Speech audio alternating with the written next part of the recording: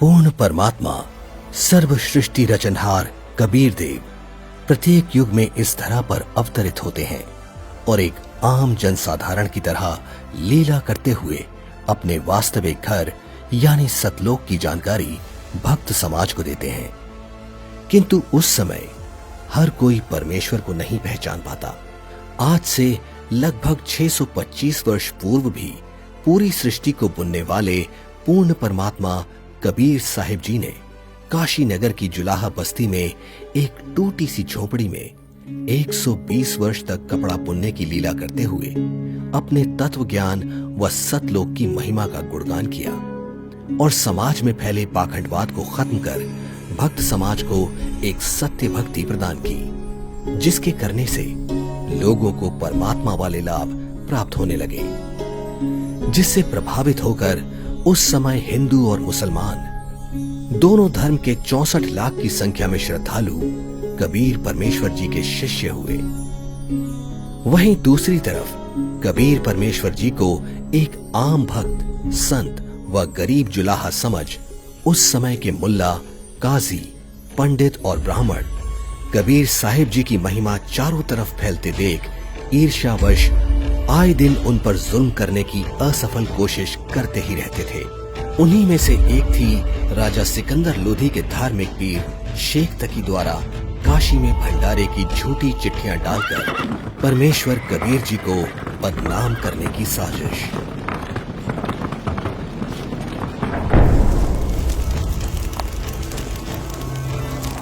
इस कबीर ने तो हम सभी का जीना हराम कर रखा है।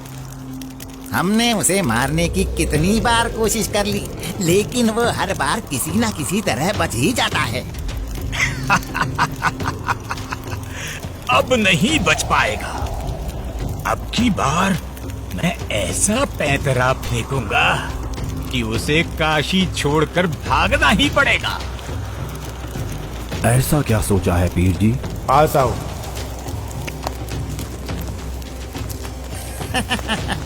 आपने भी क्या तरकीब सोची है? अब तो उसके लिए भारी मुसीबत आने वाली है। अगले ही दिन से एक पत्र भारतवर्ष के कोने कोने में सभी मठों, आश्रमों, मंदिरों में पहुंचने लगा।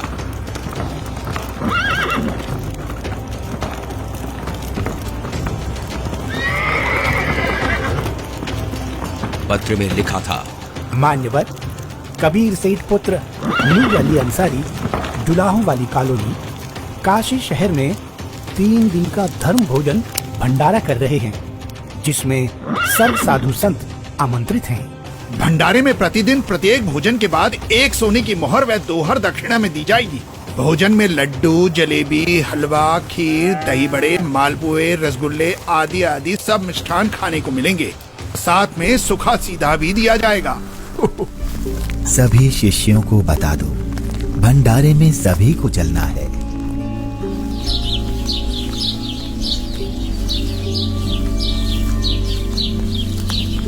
जगह जगह झूठी चिट्ठी के पहुंचते ही हर तरफ भंडारे की चर्चा होने लगी, जिसके बाद सोने की मुहर और दोहर के लालच में पूरे देश से लाखों की संख्या में लोग काशी में निश्चित दिन से पहले वाली रात्रि को ही पहुंचने लगे और देखते ही देखते पूरी काशी नगरी भंडारे में आए साधु संतों से भर जाती है। अरे भक्तों, आज इतनी भीड़ कैसे लगी है? तुम किस नींद में सोए हुए हो?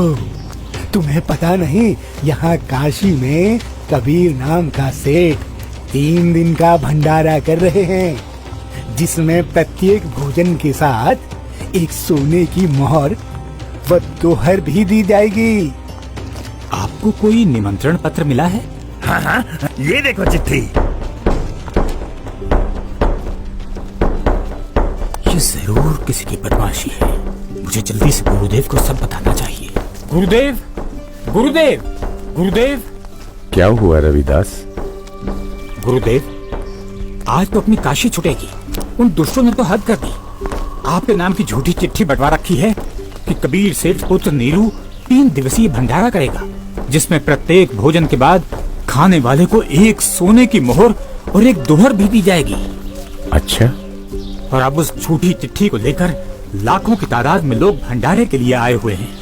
रविदास, आज तो सारी सीमाएं पार कर दी हैं उन नादानों ने। मैं गरीब आदमी, मेरे पास तो अपने परिवार के लिए ही मुश्किल से अनाज होता है। इतने लोगों को मैं कहाँ से भोजन खिलाऊंगा? आप अंदर से दरवाजा बंद कर लो और कोई भी आए तो खोलना मत। जब कोई नहीं मिलेगा तो थक हार कर अपने आप वापस चले जाएंगे। गुरुदेव, ये नकली धर्म के ठेकेदार रोज आपके खिलाफ कुछ न कुछ षड्यंत्र रचते ही रहते हैं। कोई बात नहीं रविदास, जैसे तैसे आज का दिन और निकाल लेते हैं। रात को निकल जाऊंगा मैं अपने परिवार को लेकर कहीं दूर। तंग आ चुका हूं मैं इनके इन रोज रोज के कारनामों से। मैं बोलता सच्चाई हूं और ये समझते उसको निंदा है। आ जाओ रविदास, बैठ जाओ। दोनों भगवान को याद करते हैं। आपत्ति के समय उसी को याद करना चाहिए। वही सबकी लाज रखते हैं, हमारी भी रखेंगे। जिसके बाद परमेश्वर कबीर जी अपने 2 रूप धारण कर, एक रूप में तो रविदास जी के साथ झोपड़ी में विराजमान रहते हैं तथा दूसरे रूप में ऊपर सतलोक में पहुंच जाते हैं।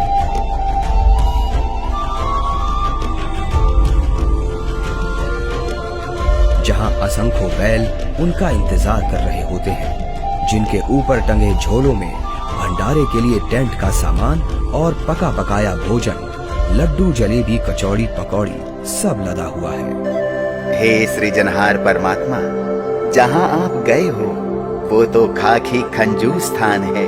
वहाँ सारी उम्र लगे रहते हैं, फिर भी खाने को भोजन तक अच्छे से नसीब नहीं होता। आपके आदेश से हमने सब कुछ तैयार कर रखा है। परमेश्वर कबीर साहिब जी वहाँ खड़े अनंत कोटि बैलों में से केवल 9 लाख बैलों को और सेवादार रूप में वहीं की कुछ हंस आत्माओं को लेकर एक पल में सतलोक से चलकर काशी में प्रकट हो जाते हैं।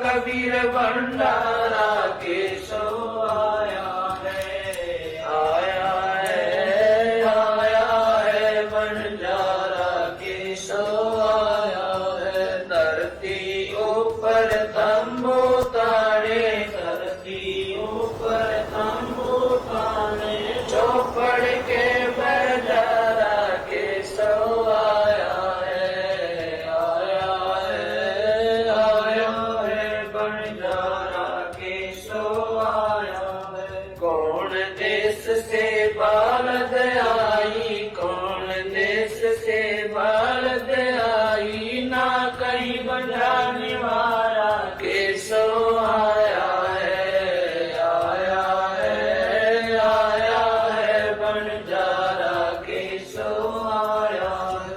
अपरम पार पार गत तेरी, अपरम पार पार गत तेरी, कित उतरे जलधारा के सो आया है, आया है, आया है भंडारा के सो आया है। साहूकार नहीं कोई जाके, साहूकार नहीं कोई जाके, काशी नगर मजारा के सो आया है, आया है, आया है भंडारा के सो आया है। दास गरीब कल्प से उतरे, दास गरीब कल्प से उतरे, जिया पे अलग कर तारा के सो आया है, आया है, आया है भंडारा के सो आया है। दास गरीब कल्प से उतरे, दास गरीब कल्प से उतरे, जिया पे अलग कर तारा के केशव आया है, आया है, आया है, भंडारा केशव आया है।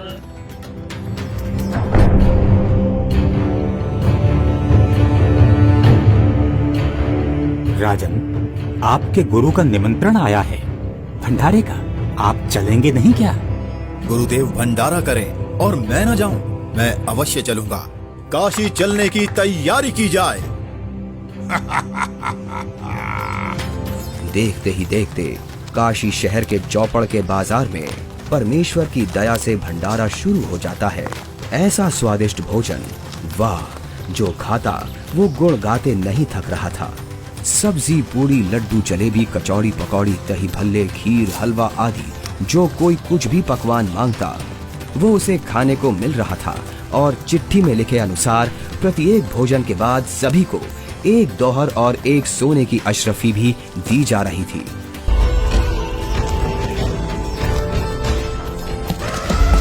उधर से दिल्ली के बादशाह सिकंदर लोधी भी, जो परमेश्वर कबीर जी का शिष्य हो चुका था, अपने धार्मिक पीर शेख तकी के साथ भंडारे में पहुंच जाता है। अरे, ये क्या हो रहा है? ये भंडारा कैसे चल रहा है? भंडारे में परमेश्वर कबीर साहिब जी की जय जयकार सुनकर जहां शेख तकी ने सोचा तो था कि कबीर अपनी झोपड़ी छोड़कर भाग गया होगा और लोग उसको गाली दे रहे होंगे, किंतु उसके विपरीत भंडारा चलते देख शेख तकी के तो तन बदन में आग लग गई। हे भक्तों, कबीर साहिब जी किधर हैं? कबीर साहिब जी का तो मालूम नहीं, किंतु उधर सफेद तंबू में एक व्यक्ति बैठा है, वही भंडारे की सारी व्यवस्था किए हुए है।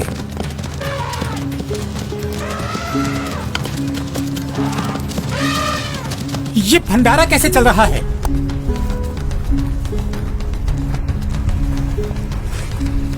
कौन है आप और कबीर जी से क्या नाता है आपका? मैं एक बंजारा हूँ और कबीर जी मेरे पगड़ी बदल मित्र हैं। उनका संदेश मेरे पास गया था कि एक छोटा सा भंडारा करना है, थोड़ा सामान लेते आइएगा। और भंडारा चल रहा है। 18 लाख आदमी भोजन कर रहे हैं, ये इसे छोटा सा भंडारा कह रहा है। कबीर जी कहाँ हैं? वो क्यों नहीं आए? हे राजन, उनका दास जो बैठा है, उनको तकलीफ उठाने की क्या आवश्यकता? आप भोजन ग्रहण कीजिए। नहीं नहीं, भोजन भंडारा तो मैं गुरुदेव के दर्शनोपरांत ही करूंगा।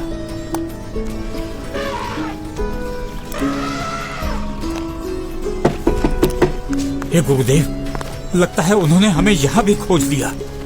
भीड़ शायद घर पूछते पूछते यहाँ तक पहुँच गई है। कोई बात नहीं, आप दरवाजा मत खोलना, कुछ देर बाद अपने आप चले जाएंगे। दरवाजा खोलिए परवरदिगार, दिल्ली से आपका दास सिकंदर आया है। राजन, हम दरवाजा नहीं खोलेंगे। इन लोगों ने तो आज सभी हदें पार कर दी हैं। मेरे नाम से झूठी चिट्ठी डाल रखी है। मैं कैसे निकलूं बाहर? इस बनारस में कोई सेठ भी मेरा ऐसा जानकार नहीं है जो मुझे पैसे उधार दे दे। मैं तो बड़ी मुश्किल से ताना बुनकर अपने परिवार का पालन करता हूँ। इन लोगों ने मेरा जीना मुश्किल कर दिया है। बस आज रात होने का इंतजार है राजन। रात होते ही मैं अपने परिवार को लेकर कहीं दूर चला जाऊंगा। है परवरदिगार, आप मुझे नहीं बहका सकते। आप ही अल्लाह अकबर हो। आपने देखो वहाँ क्या रंग लगा रखे हैं। एक बार दरवाजा खोल दो दाता, दास आपके दर्शन करना चाहता है। खोल दो दरवाजा।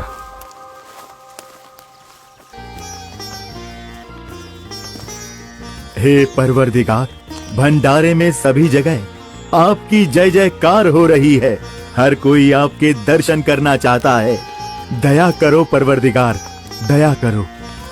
राजा सिकंदर लोधी के आग्रह करने पर परमेश्वर कबीर जी जैसे ही भंडारे में चलने के लिए खड़े होते हैं, तभी उनके सर पर अपने आप ही हीरे पन्ने से जड़ा हुआ एक बहुत ही सुंदर मुकुट आ जाता है और कुटिया से बाहर निकलते ही उस परम पिता पर आसमान से फूलों की वर्षा होने लगती है। रविदास जी, आज ये सेवा मुझ दास को दे दीजिए। आप तो रोजाना करते हो।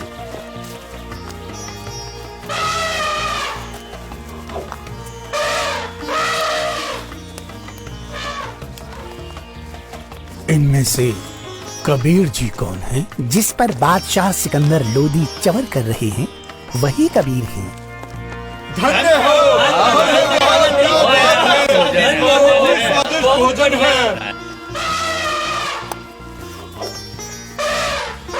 इसके बाद कबीर साहिब जी अपने ही दूसरे रूप केशव से मिलने के लिए उनके तंबू में आते हैं और जो ही परमेश्वर कबीर जी तंबू में प्रवेश करते हैं तो देखते ही देखते अपने आप उनके लिए एक सुंदर सिंहासन लगने लग जाता है जिस पर चारों तरफ हीरे पन्ने मोती जड़े हैं।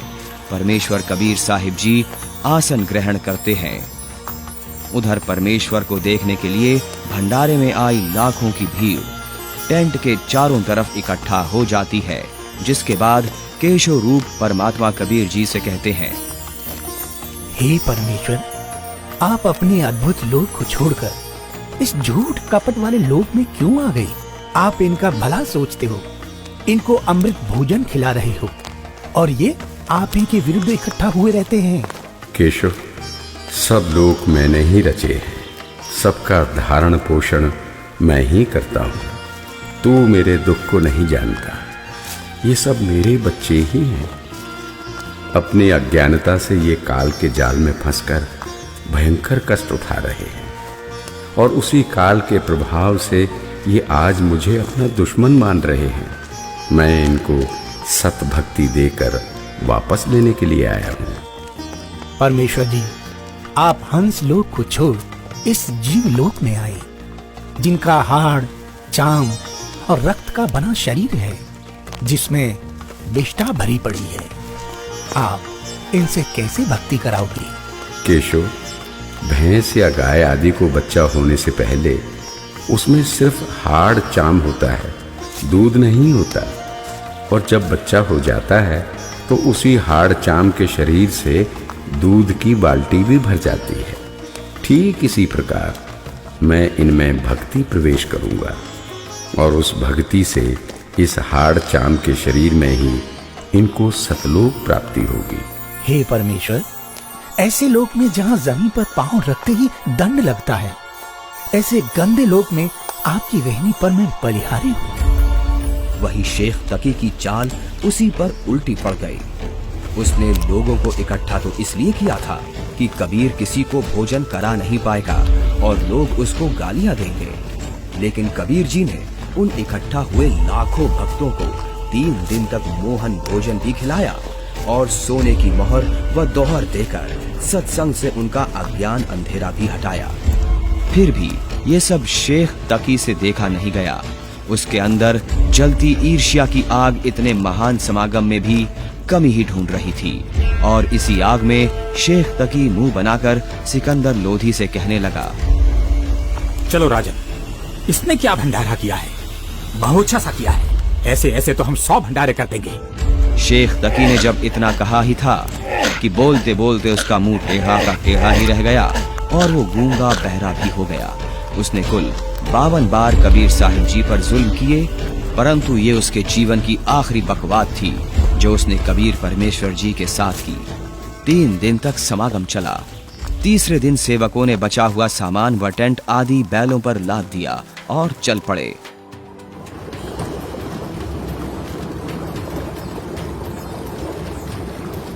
गंगा में पानी ज्यादा है, इसे अभी पार नहीं किया जा सकता। हाँ हाँ, अभी मत जाओ।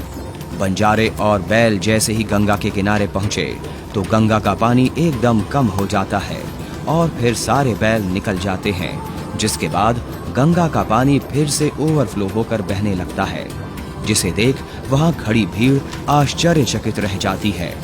जाइए केशव, कहीं आपके बंजारे दूर ना निकल जाएं।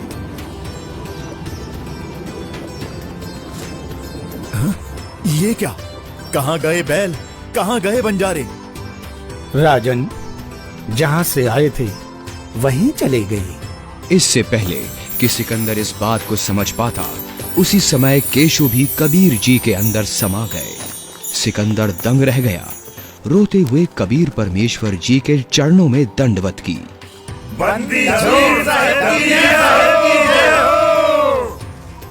इस प्रकार परमेश्वर कबीर साहिब जी ने उन दुष्टों की इस साजिश को भी नाकाम करते हुए यह लीला की और भक्त समाज के सामने एक उदाहरण पेश किया कि चाहे कोई गरीब हो या अमीर, भगवान की भक्ति हर इंसान कर सकता है।